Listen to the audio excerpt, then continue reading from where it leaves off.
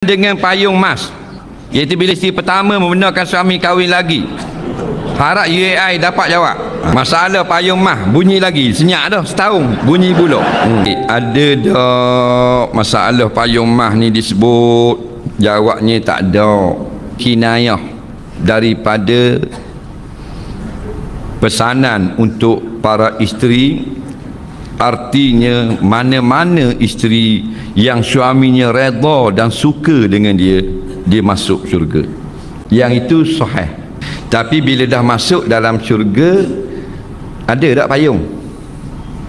Lebih pada payung, istananya dengan singgasananya, dengan tilam mahnya, dengan katil daripada berliang. Tak, kukunya kukurang tu zamrud, kukurang zamrud tu.